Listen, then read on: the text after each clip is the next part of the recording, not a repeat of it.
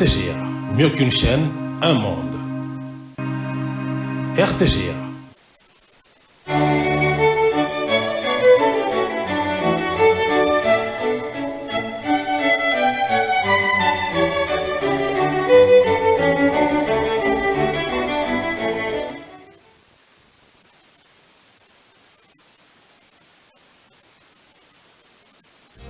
Ce journal vous a été offert par Tango Protection.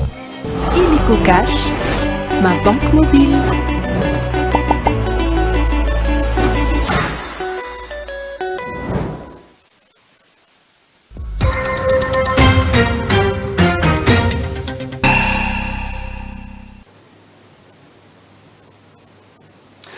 Nouveau journal sur la RTGA, mesdames et messieurs, bienvenue, mais avant tout, voici les sommaires de votre édition des nouvelles. Situation sécuritaire préoccupante dans la province de l'Ituri où l'on signale une double attaque de la milice Codeco la nuit de lundi à ce mardi 17 septembre, causant ainsi la mort de 10 personnes et plusieurs dégâts matériels dans les territoires des Djougou. Le point dans ce journal.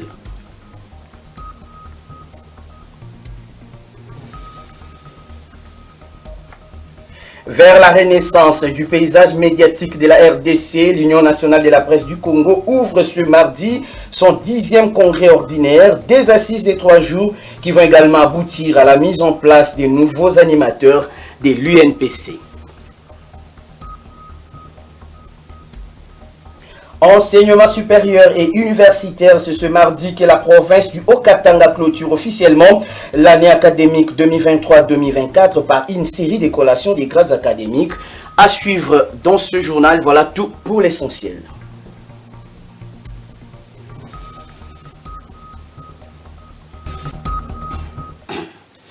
Vous avez bien fait de choisir la RTGA pour vous informer. On parle des 10 personnes tuées et d'énormes dégâts matériels. C'est donc le bilan de la double attaque de la milice Codeco menée dans la soirée de lundi à ce mardi 17 septembre dans les centres commerciaux de Jina et Fataki, dans les territoires des Djougou en Ituri. Plusieurs activités ont été momentanément paralysées sur la route nationale numéro 24. Plus de précisions avec Bruno Akilisende.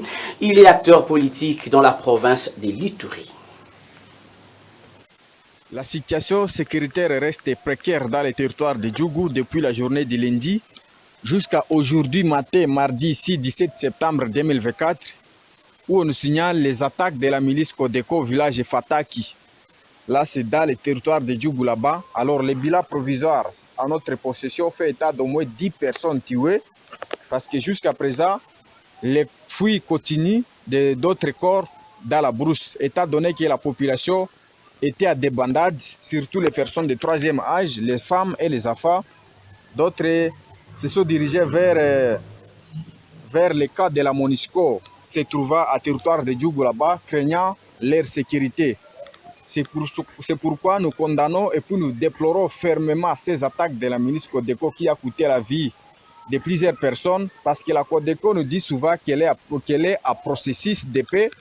On ne peut pas faire le processus de paix en même temps vous êtes en train de tuer les gens là-bas. C'est un contraste.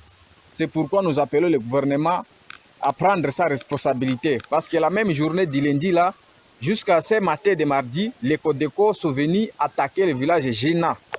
Ça c'est la chefferie de Bahama Bagourou là-bas, toujours à territoire de Djougou. Et là, comme bilan, ils ont incendié l'hôpital se trouvant sur place.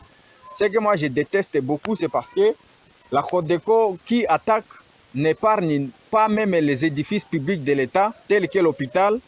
C'est un édifice public de l'État qui fait partie d'ailleurs des crimes de guerre, parce que lorsque vous incendiez l'hôpital, c'est crime de guerre et ça viole également les principes des droits internationaux humanitaires. C'est pourquoi nous appelons le gouvernement provincial à déployer urgemment les forces armées de la République démocratique du Congo sur place à Jina, mais aussi à Fataki pour la restauration de l'autorité de l'État. Et Et dans le même chapitre, la société civile du Nord Kivu salue l'arrestation de David Baraka et Longa plutôt, l'un des commissaires politiques de l'Alliance Fleuve Congo AFC de Cornenanga par les autorités ougandaises.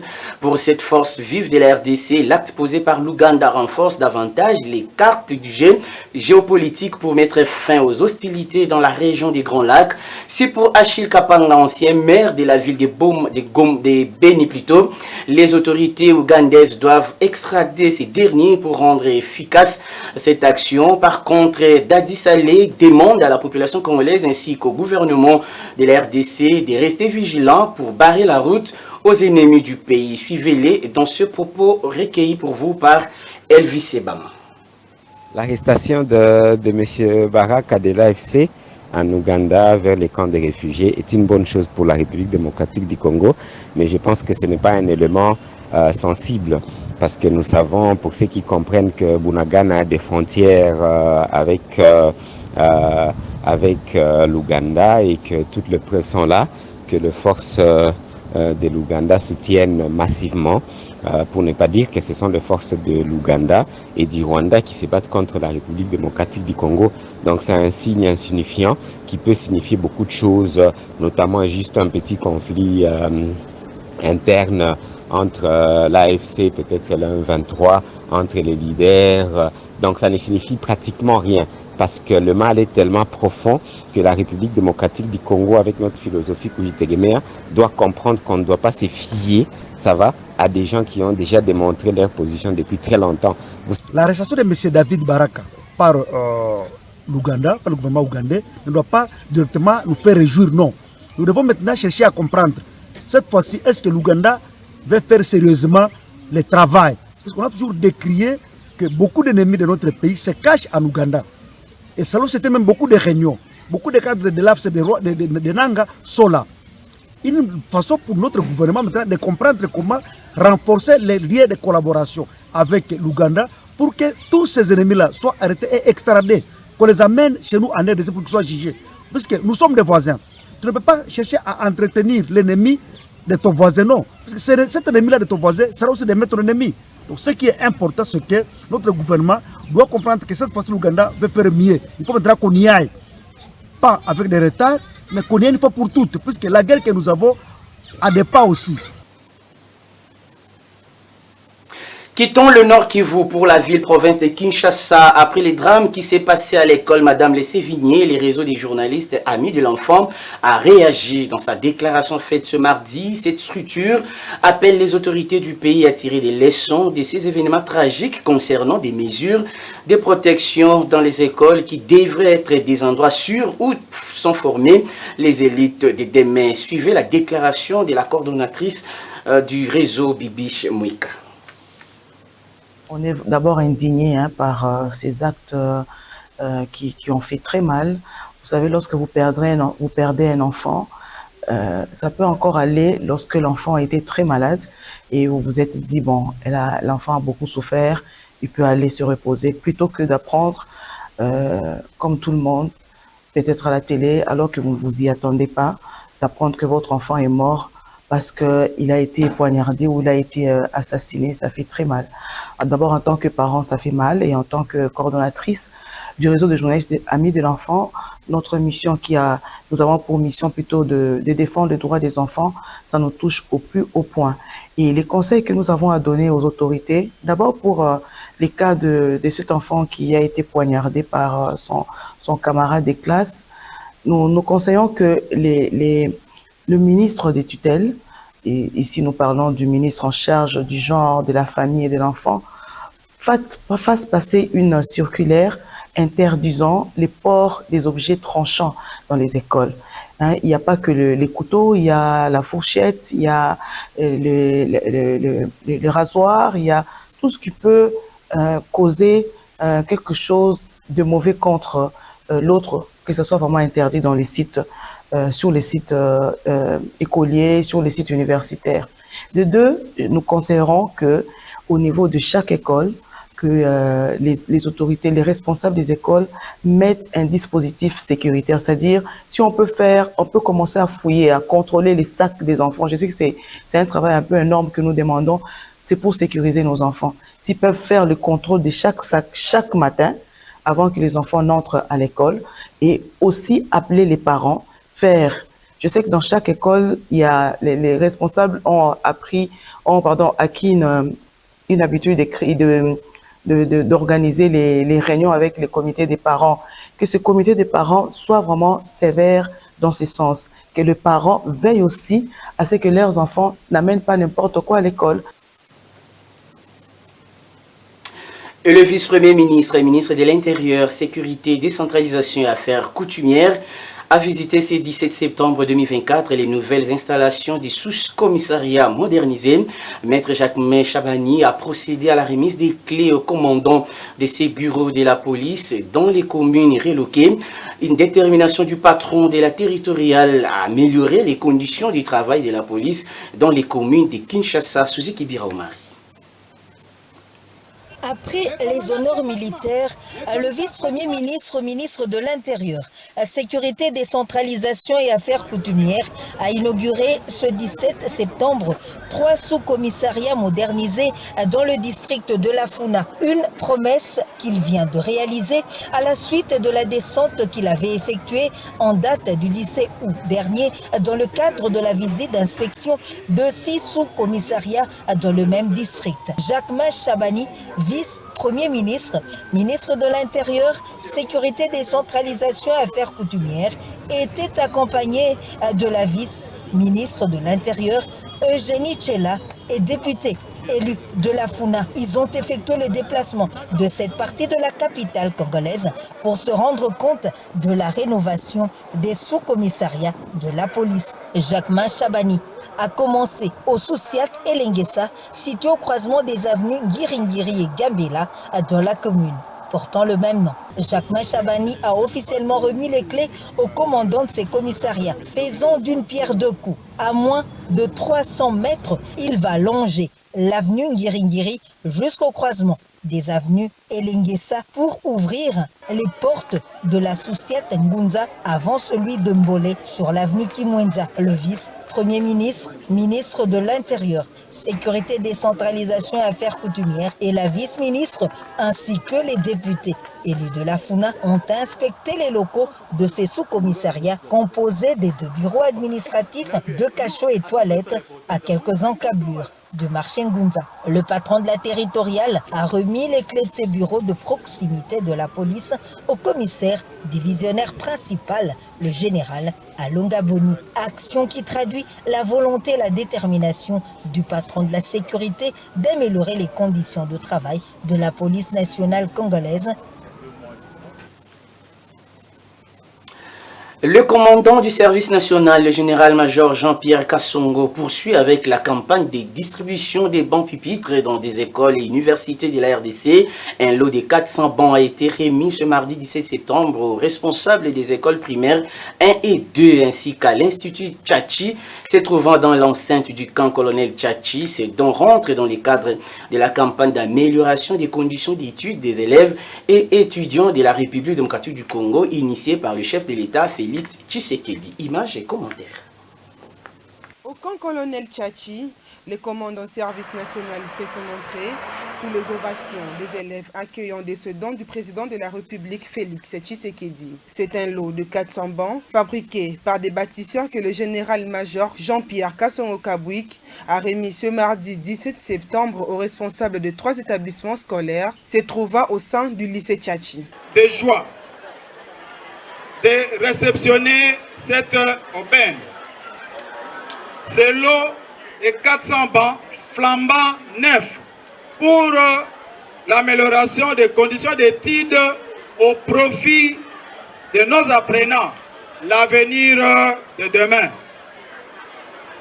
Avant toute chose, permettez-moi de m'acquitter d'un devoir agréable, celui de rendre mes hommages les plus déférents au président de la République, chef de l'État, concepteur et géniteur du service national pour la promotion des investissements dans le secteur de l'éducation. L'homme le plus heureux, c'est le commandant service national qui, avec son équipe, ne ménage aucun effort pour matérialiser la vision du chef de l'État. Nous avons un atelier de menuiserie en scellé. C'est un atelier qui travaille, si je peux dire, chaque jour. Nous avons des bancs qui sont produits régulièrement. Aussitôt que les instructions sont données, et voilà, les ordres ont été exécutés. Aujourd'hui, c'est pour le camp Tchatch. Dans le même ordre d'idée, les instructions ont été données pour que les écoles publiques qui sont au camp colonel Coco soient équipées aussi en bas, ainsi que celles qui sont au camp Lofoumoula. Ça se fera cette semaine. Et la semaine prochaine, ce sera les autres écoles qui sont dans le camp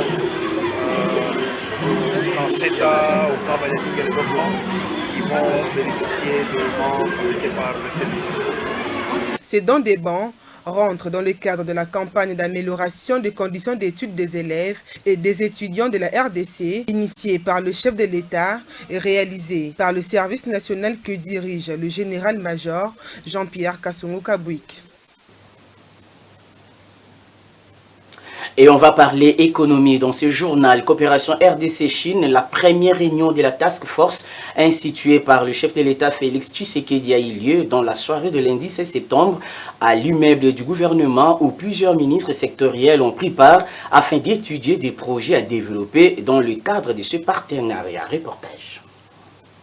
C'est la toute première réunion de la task force instituée par le chef de l'État, Félix-Antoine Tshisekedi, qui a eu lieu dans la soirée de lundi 16 septembre à l'immeuble du gouvernement. Présidée par le VPM des Transports Jean-Pierre Bemba, cette réunion qui a connu la participation de plusieurs membres du gouvernement souminois, notamment le ministre Julien Paluku du Commerce extérieur, Augustin Kibasa des Pété-Antique, Alexis Guizarro des Infrastructures, Moïndo Zangui du Développement rural et les délégués d'autres ministères sectoriels avait pour but d'établir sur les grands projets qui vont assurer la connectivité de la RDC sur toute l'Afrique, mais également avec la Chine. Oui, l'opinion va se rappeler que dans le Conseil des ministres passé, son Excellence le Président de la République avait annoncé la composition d'une task force qui va statuer sur la manière dont la RDC va capter une partie des 50 milliards annoncés par le président Xi Jinping en Chine le 5 septembre dernier.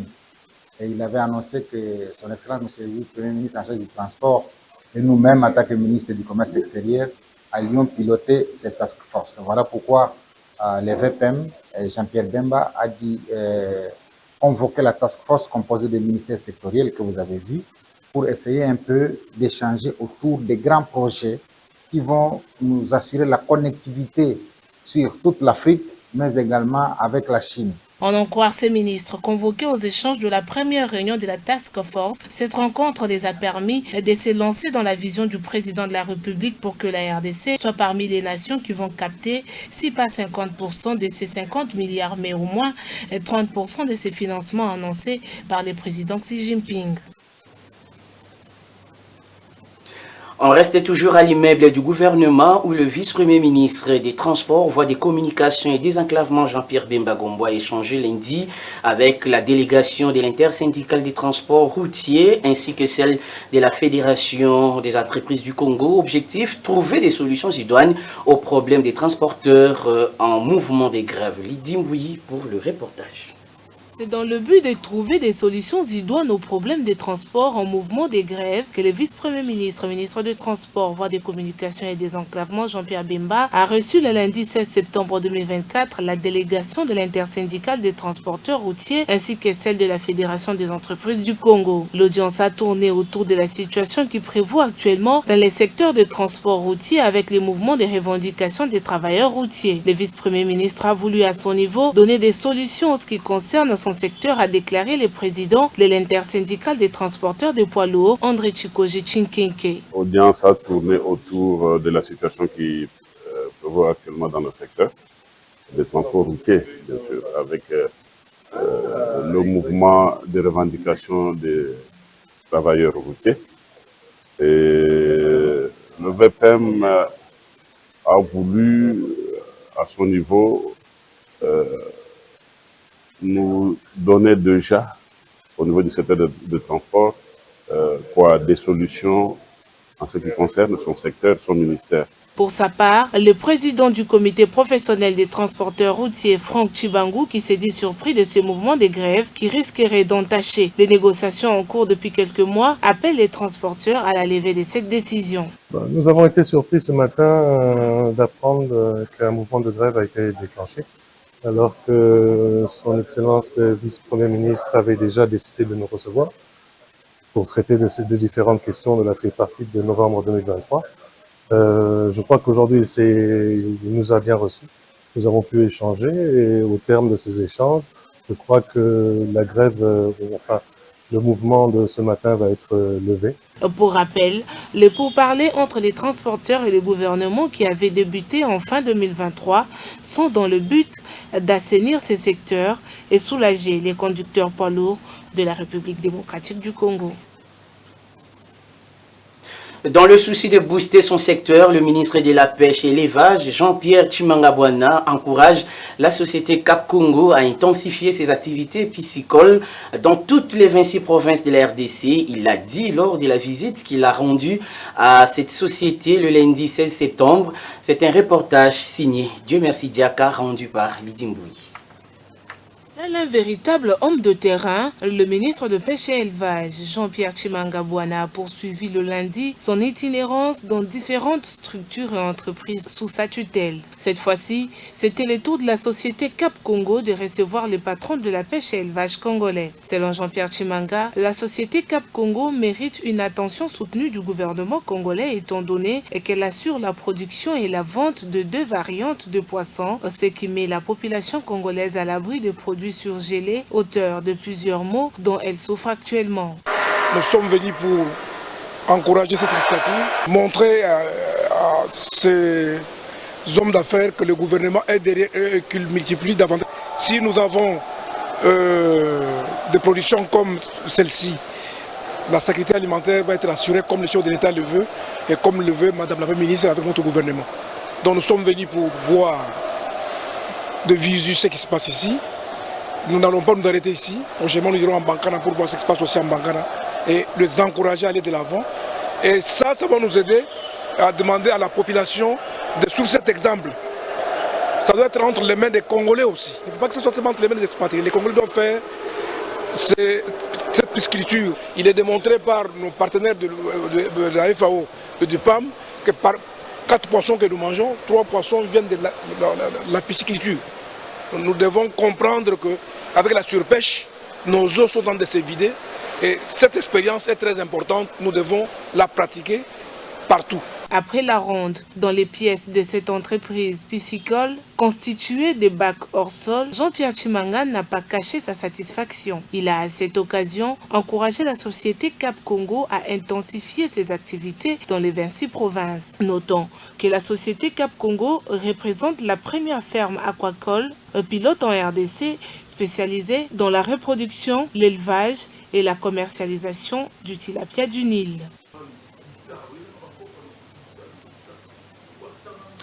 Je vous le disais au sommaire, lancement ce mardi 17 septembre à Kinshasa du 10e congrès de l'Union nationale de la presse du Congo, dénommé Congrès de la Renaissance. Le ministre de la Communication et des Médias qui a donné le go de ses assises a invité les journalistes congolais à proposer des pistes de solutions afin de rendre possible la salubrité médiatique et permettre aux vrais professionnels des médias de jouer pleinement leur rôle. Le détail dans ce reportage signé Djibril Panzo.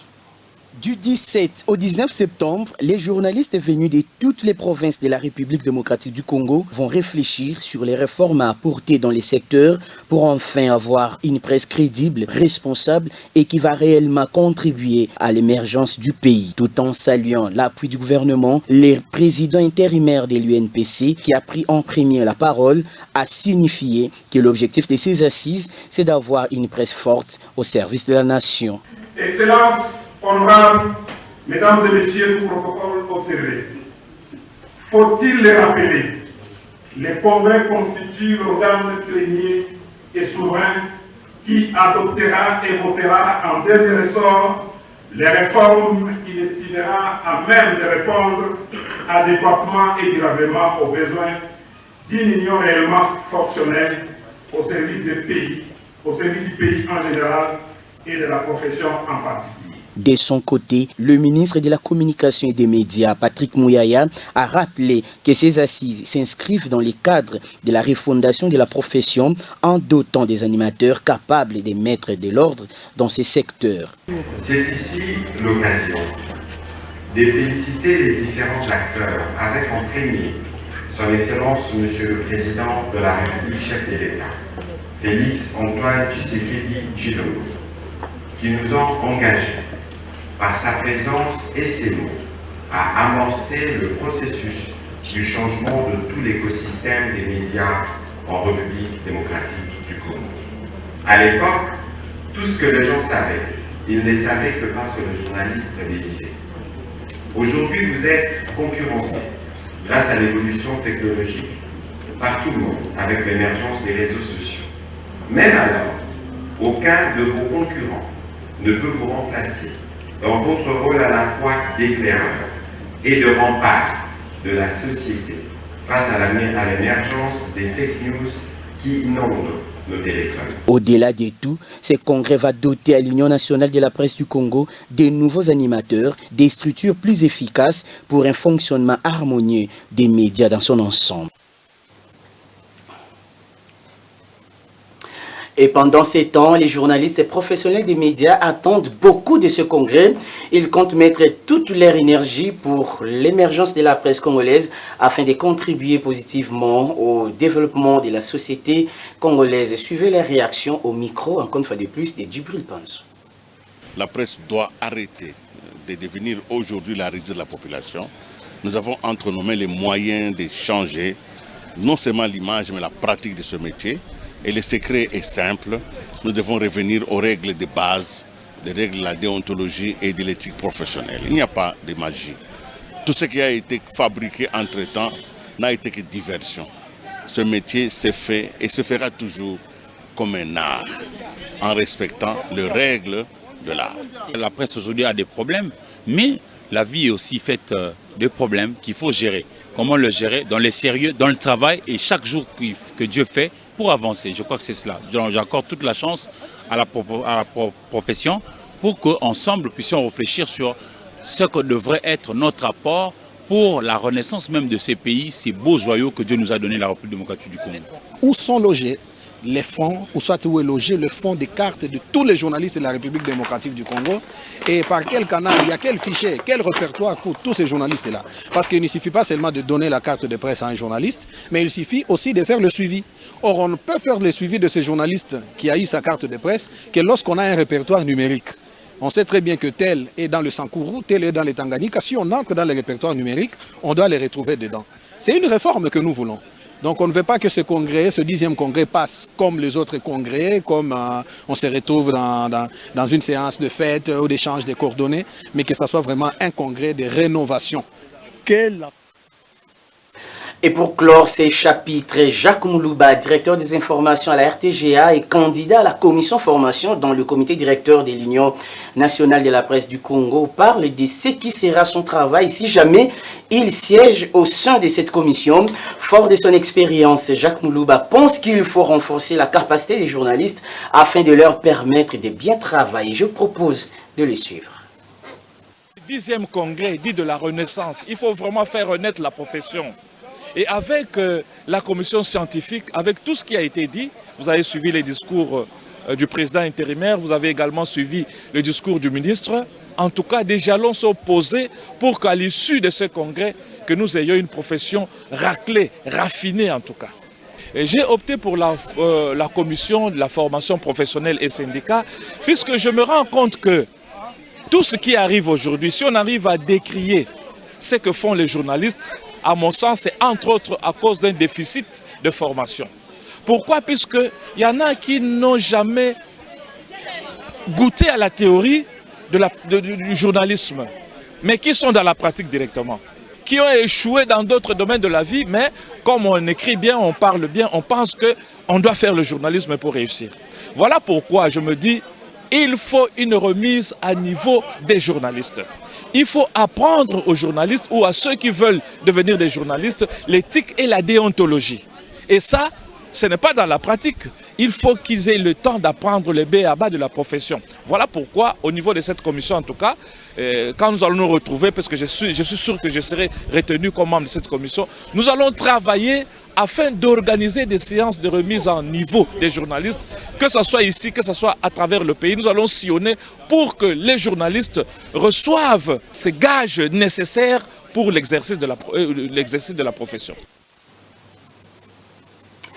Parlons de l'enseignement supérieur et universitaire où dans la province du Haut-Katanga, l'année académique 2023-2024 s'est clôturée officiellement ce mardi avec une série de collations des grades académiques. C'est ce que nous dit Roger Ngando Amitaba, notre correspondant de Lubumbashi.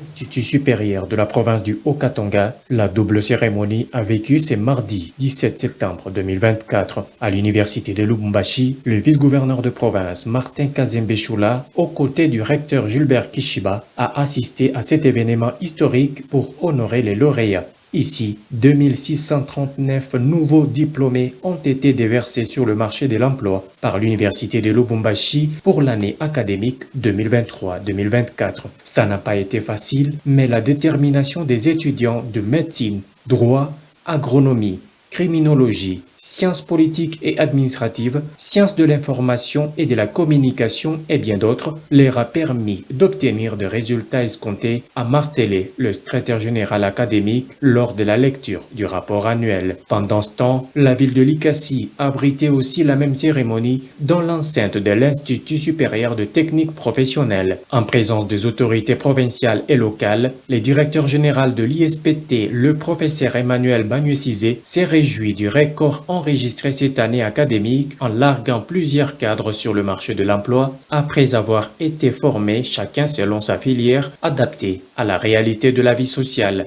Partout, l'ambiance était exceptionnelle, signe de dire merci à Dieu pour son accompagnement durant ces cursus.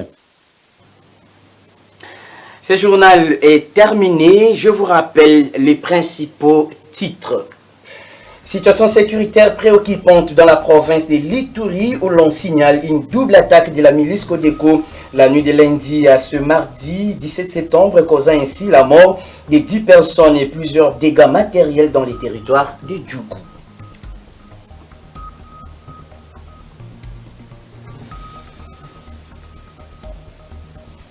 Vers la renaissance du paysage médiatique de la RDC, l'Union nationale de la presse du Congo ouvre ce mardi son 10e congrès ordinaire des assises de 3 jours qui vont également aboutir à la mise en place des animateurs de l'UNPC.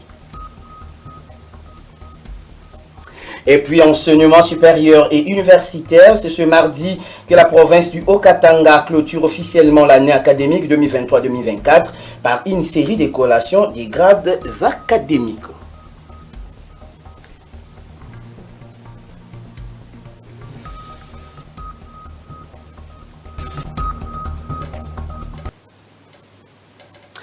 Coordonné par Lydie Mbouyi et Elvis Ebama, cette édition du journal est complètement terminée.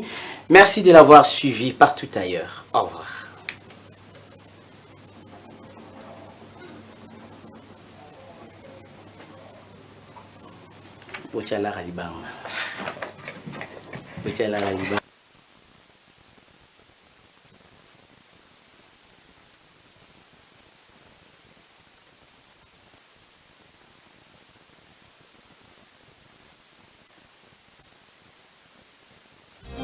Ce journal vous a été offert par Tango Protection.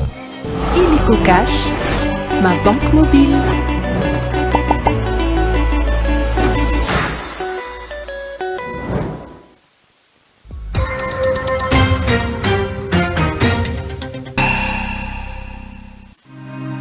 RTGA, mieux qu'une chaîne, un monde.